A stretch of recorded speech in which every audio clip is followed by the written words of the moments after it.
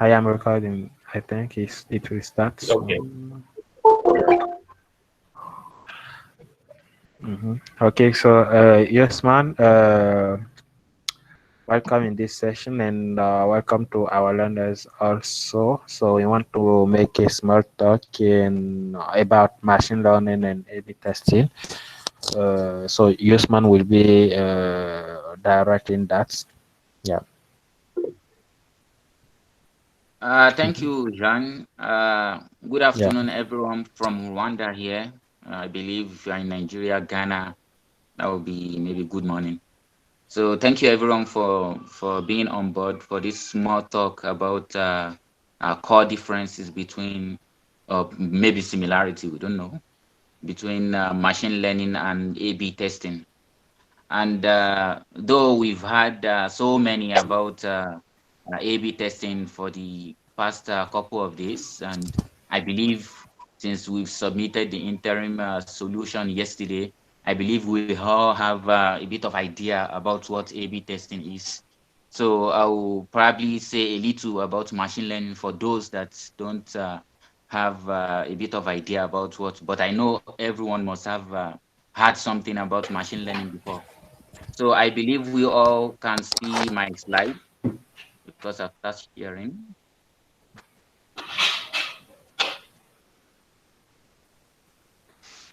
So the main topic, machine learning versus A/B testing.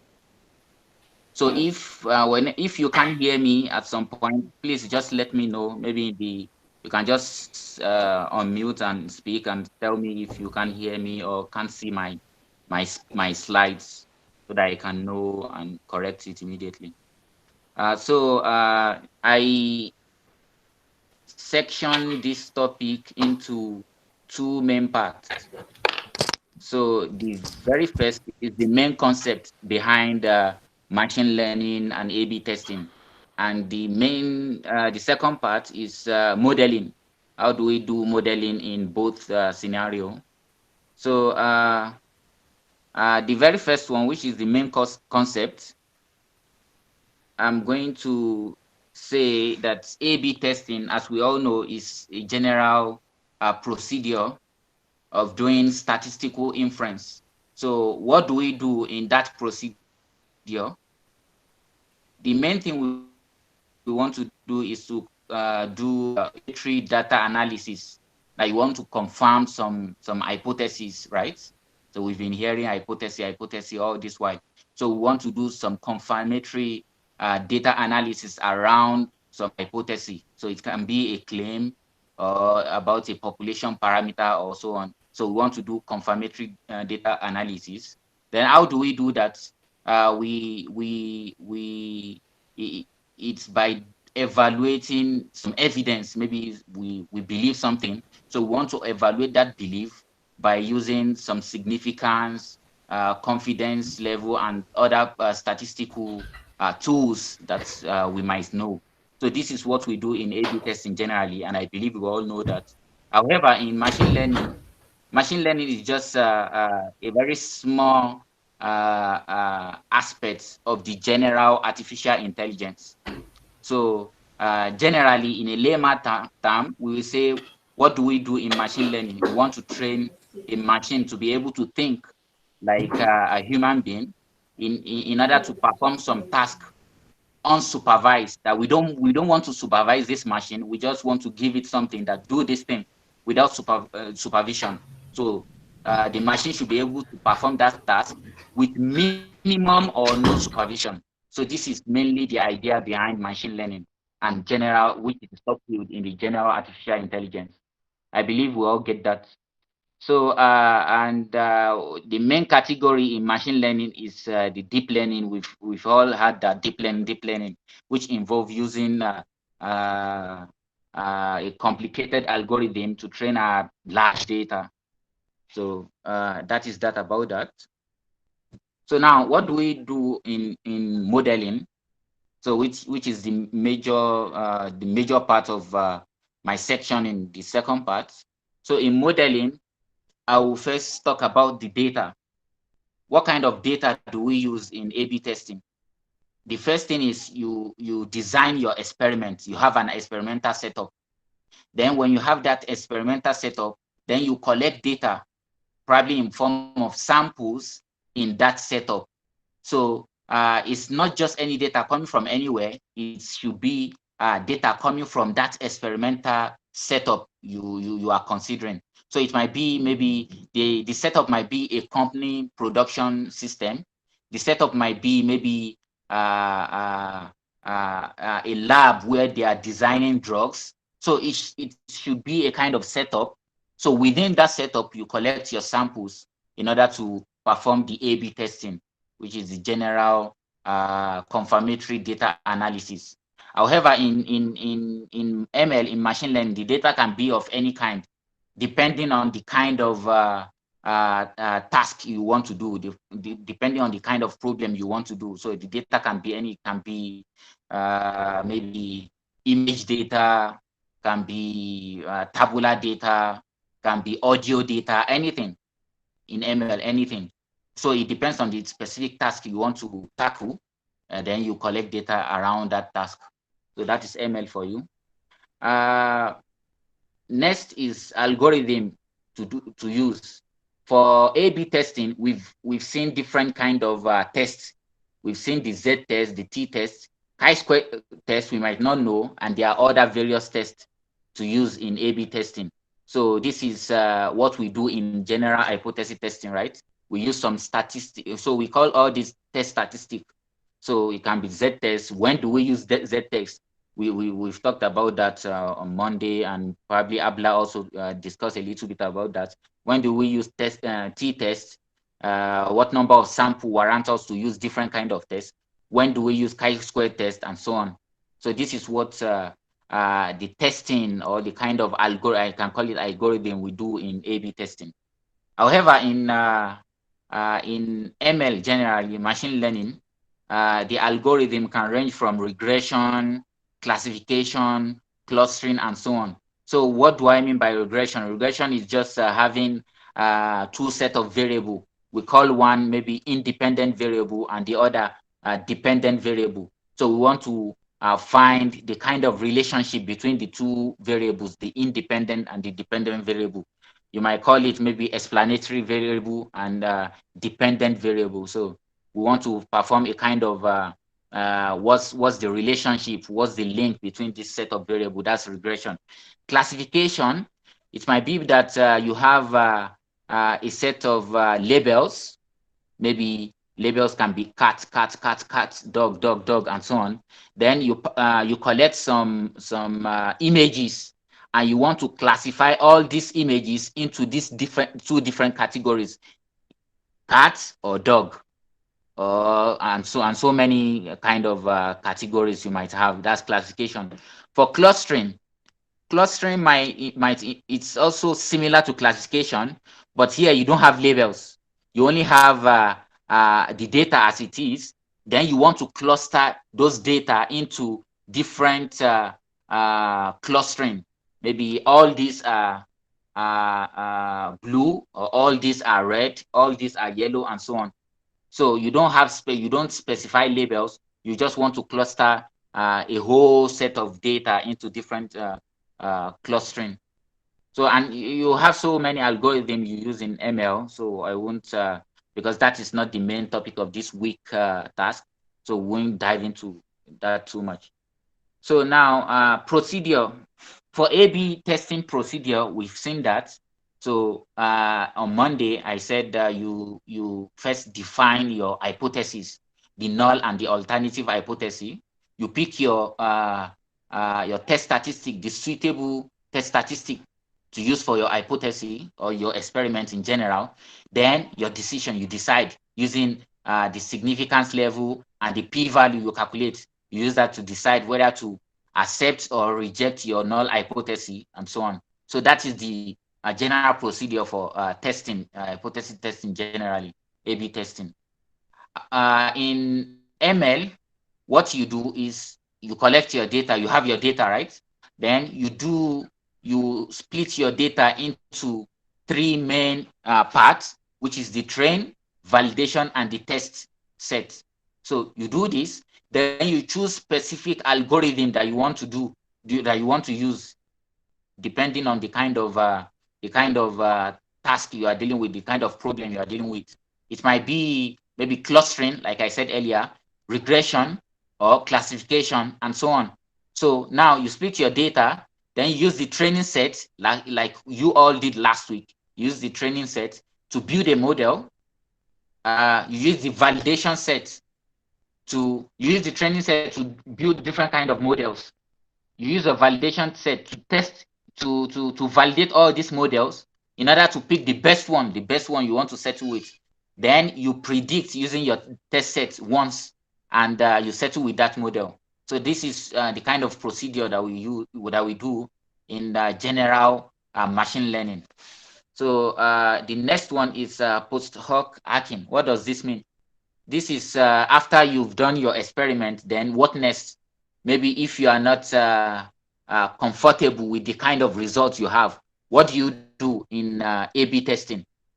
You might collect more sample in your experimental setup for A/B testing. Maybe the sample you collected before is not enough to decide to give a good decision. Then you collect more sample, or you reset your experiment again. Maybe the experimental setup is not okay. You reset it, and you collect more sample, and so on. For ML, what you do is probably after building your algorithm, you have some weights, or you call it parameters. You penalize the parameters that you don't want your parameter to be more than this. You want your parameter to be within this range, this range, and so on. Or you do variable selection. Probably you have so many independent variable. That's your explanatory variable. Then you want to do variable selection. That this variable affect my dependent variable. That's the y. This variable does not affect it, then I don't need it. I don't need it in my algorithm. You can just discard it and let it go, and so on. There are so many post hoc hacking you can do in order to better your model. So that is that about post hoc hacking. So this is the last under modeling.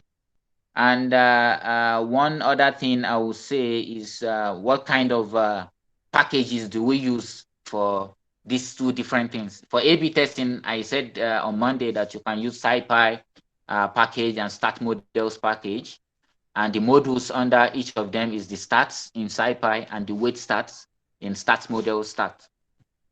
For ML, everyone knows that the most common package is the scikit-learn, right? So we all know that scikit-learn, you have so many models in scikit-learn that you can use to so many algorithms you can use in scikit-learn, so many modules for ML. Also, if you want to define your home model, you want to define a kind of your home predefined model, you can use PyTorch or TensorFlow. Yeah, it's a kind of this API that you can use to define. You have your own defined model, PyTorch and TensorFlow, depending on which one you prefer. So that is that about just simple thing about A/B testing and ML in general. So I will take your questions now. If there is any clarification you want me to probably dwell upon more, or there's anything that is not clear, so just let me know. Thank you. I have a question, please. Yeah. I have a question. Yeah, Thank you I'm very much following. for the. Yeah, thank you very much for the tutorship. So I want to ask, can you drill a bit on using XGBoost and the an XGBoost for A/B testing as a model? I mean, as an algorithm.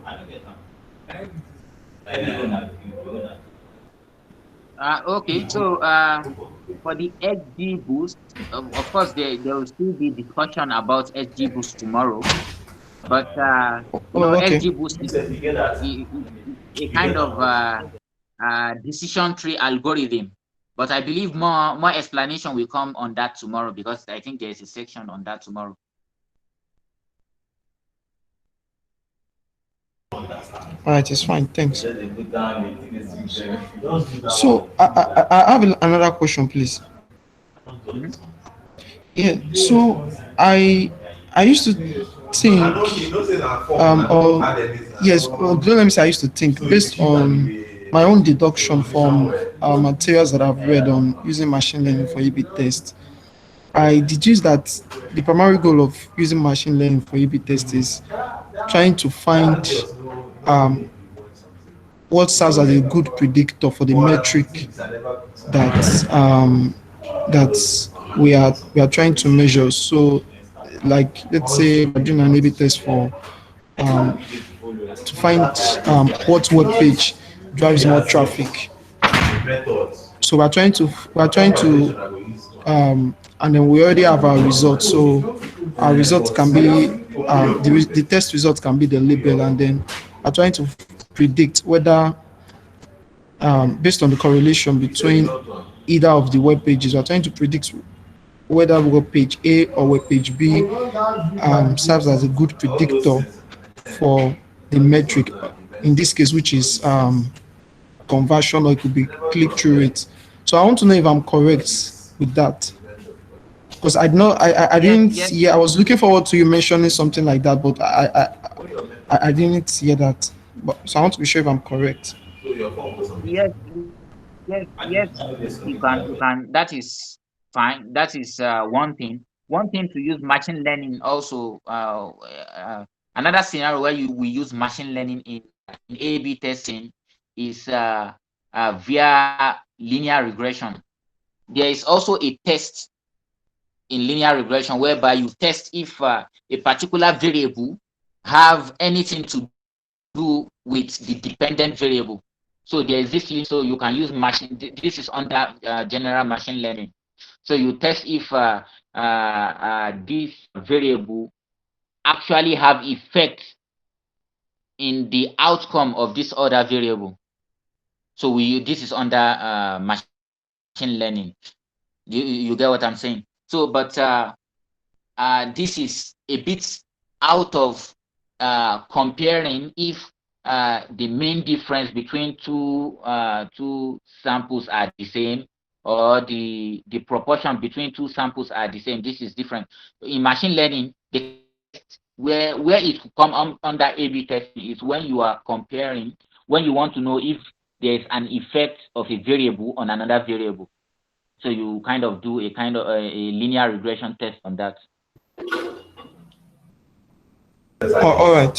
Thank you. So okay. So that means I'm in order, right? Yeah. So yes. Hello, Thank you. hello. So there is hello. Yeah, go ahead. Okay, please, can you give us a brief overview of the advantage of using machine learning for A and B testing and the disadvantage of using machine learning? Like, what is there any advantage or disadvantage? Because I believe there should be advantage, but do you think there can be any disadvantage of using machine learning for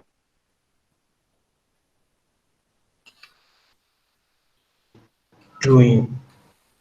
Understand what is it replacing humans when it's doing A and B testing? Like, what's really the core feature that the machine learning is actually doing to actually give us a good A and B test? Okay, thank you very I much for don't know if that my question question. is clear. Depend. Yeah. The advantage, disadvantage. Yeah, I get you. So one thing is for machine learning algorithm, most machine learning algorithm requires a lot of data, right? Especially when you are talking about maybe deep learning, it requires a lot of data in order to to to get the real relationship between maybe the data you are interested in, right? However, for A/B testing, some experimental setup you can afford a very big experimental setup where you can collect so many data, probably because it's time consuming or the cost also is very high, and so on.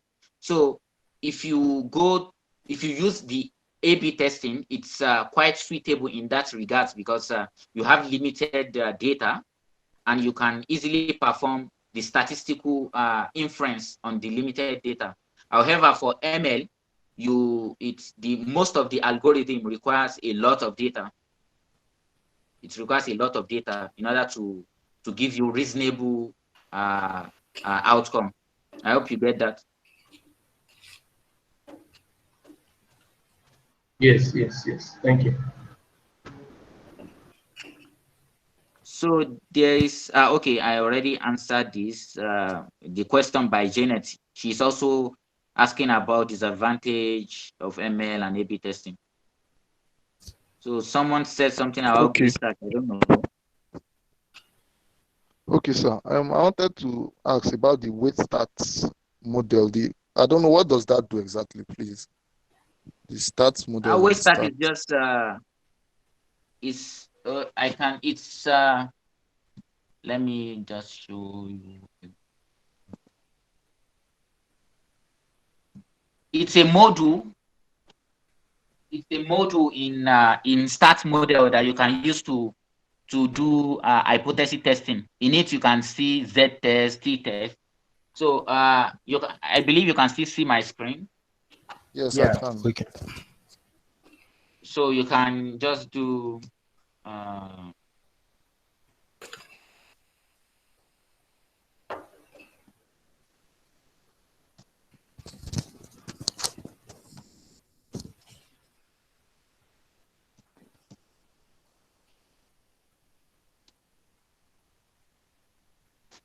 so this in the way that you can see uh, Z test, T test independence. If you can see my screen, right? So Yeah. in the way that this is what you can. It's a module where you can get different test statistics for your hypothesis test. So there was something about Ftest in our last request. I don't know. And this, I don't know. How can we do something like that with machine learning? Is it possible? F test. Yes, they said something about analysis of variance. That was what that test is about. I don't know. Okay. If you want to do analysis of variance, of course you use the normal hypothesis testing. Or you want to compare between two. You want to compare the variance of two data sets. This is I think you can get that in stats models and SciPy, of course, but I might not know exactly where that is now. Okay. So for of course it is when you say F test, the distribution of that statistic that you want to use for your analysis of variance, the distribution is F distribution. So we have T distribution, F distribution, Yeah. So the normal F distribution, and so distribution, on. the F distribution is Fisher distribution, So Fisher and distribution. yeah. So like this F test is what will help you take your decision about the null and the alternative hypothesis. Yeah. So in analysis of variance, you can put one test in, yeah, comparing two means, you can put another test, which is called t-test.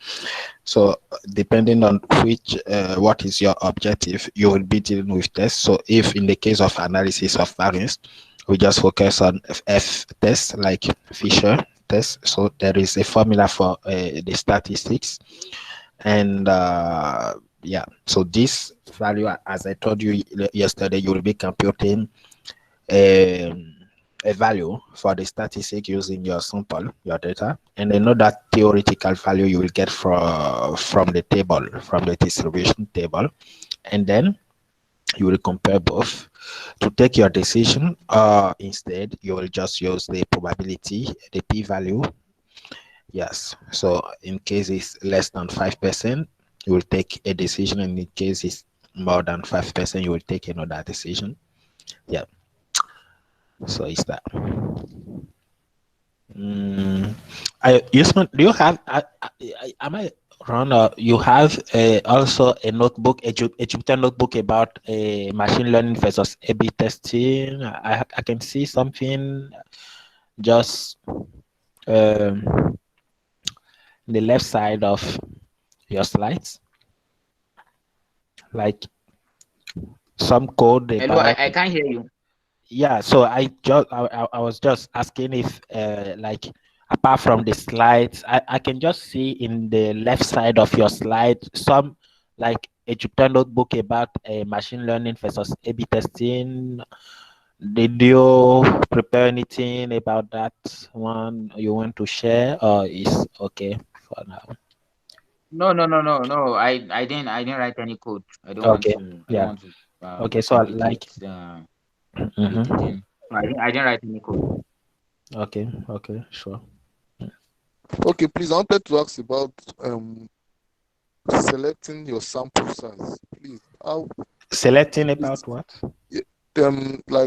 like out of the data we are given, like taking your sample size for both the A test and the control and experiment, or what they call it. Like, how should I go about taking my sample? What, like, how can machine learning be used to select sample size? How do I do that? Yeah, so there is a package, a Python package to do actually to split for data splitting into training set, testing set, and validation set. So there is a way to do that in Python easily. Like, yeah, I know there is a way to do that, and yeah, so make some research about. But it's like you have all your data and you want to sample. Let's say for the training set, you have to make sure you have more data, like maybe 60% or 70%, or I don't know. So depending on what you want, because depending on if you have a lot of data or not, you will sample a lot for the training set, and then a small amount of data for the training and the validation set. So there is splitting resources in Python. So this one I don't care about. You can Google about that. But in the simplet process, make sure you affect the highest value to the training set, like 70% or 60%, and then 25% for the testing, and 25 less for the validation. Yeah. So I So, was talking about So the please, I classical have yo, not the machine learning, sir. What come, you're come telling me. on. I was talking about the classical A/B test here, the one that it deals with the p-value and this z-score. Okay, Emmanuel, are you asking about selecting the number of sample? Yes, for when you are doing the classical A/B testing here. That is my question here. So one thing is the more sample you have, the better. You get what I'm saying? The more sample you have, the better. Because if you have more sample, then you can better take your decision can better be correct, right? The more sample, the better your decision.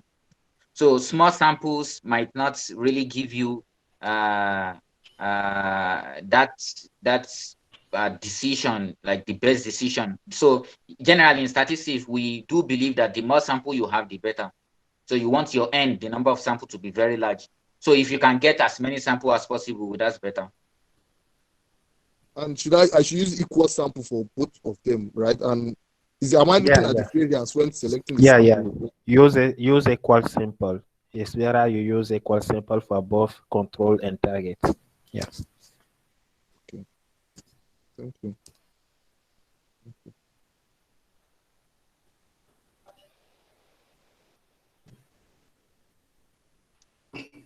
Are there Um, any other question? any other question? Maybe Patrick was trying to talk. Yeah, Patrick. Yeah, I was asking that. Can you talk more about the use of validation sets in A/B testing? I'm talking in terms of the machine learning. Is it to? I'm not yet clear on it. I need more clarification. Thank you. So validation test in general, validation sets in general, what you use that for is to pick the best model out of some set of models. That's what you use your validation set to do. So one thing about model building in general is when you train on your training set, when you build a model on your training set, you don't want your model to memorize all the training sets in order to get the particular relationship between maybe some set of variables you are considering. So we are trying to do trade-off here. We want our model to be good, but we don't want it to memorize the training set. The training set we give to it, right? So now the validation set is just there to check your models, different kind of models you might have built. Your validation set is there to check them in order to know that really your model didn't memorize the training sets in order to do any kind of prediction. Because if it memorized the training set, it can only be better on any data set that is within your training set. So your validation set is just there to validate your model. So after using the validation set, you might then get the best model out of some number of models you might have trained on. Then after getting your best model, then you use your best model once on the test set, and that's it. So the validation set is just there to checkmate the different kind of models you've built in order to pick the best one. Yeah. So Okay, Ayabila just understood. yeah. Understood. So, is it model per algorithm? Model what? So when you say the best model among the models, is it model per algorithm that is used? Yeah, model per algorithm. Okay. Okay. Thank you. Yeah. So Ayabila just asked, how about if you have only one model? Yes. Even if you have only one model, there is something called accuracy. Accuracy of your model. So you will not use the training set to compute the accuracy of your model. If not, it's like you are using the data you train to compute the accuracy, to check about the accuracy. Your model already know about that data. So you have to use a new data. So that's why the validation, yes, is like important. Even if it's only one algorithm, only one model, you will compute the, how to say, the the loss function. So the loss function will actually be like, is more likely based on the new data, not on the training data, because your model already have in mind the training data. So that's why it's actually good to split. Hello, hello. Hello. Yes, hello. Okay, yeah, I think I went through some articles about using machine learning for A and B testing. But most of the models I've been seeing is just basically based on decision tree. So I don't know if is there a decision tree model that we can use for A and B testing. And I just have another question, please. Like, how does the machine learning actually do the A and B testing? Okay, we know that for humans now, when they collect the sample, they use Z-test and T-test to determine say they are non-potency and alternative. So how does the machine learning actually, how does the machine actually set the non-potency, set the alternative of potency? I just need like a summary. I've gone to some website, but I see that it's just basically decision tree. Is that the only thing that the machine just like, okay, if there's this number of clicks, then do this, if no, something like that. I don't know if my question is clear. Usman and Jim, I don't know if my question is clear. Uh, Yes. Uh, okay. of course, most application of machine learning in A/B testing is around decision tree, And I hope tomorrow we will discuss, myself and Sebastian. I think we have a session on that tomorrow, decision tree and SG Boost. So these are machine learning algorithm, but used in A/B testing. So we discuss more about that tomorrow, and I hope you'll be in attendance tomorrow. Yeah, thank you very much. Thank you. I'll be in attendance. And the second question is what again? I think that summarizes it. Maybe tomorrow I'll get a clearer view of it. Okay. Thank you.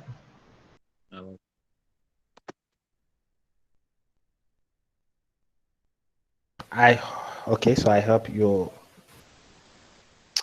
thank you, Usman, and hope you enjoy, guys. And if there is any other question, continue on Slack. Yeah. So I think this ended the tutorial session. Yeah, I will share the recording video with you later. Yeah. And can you, Usman,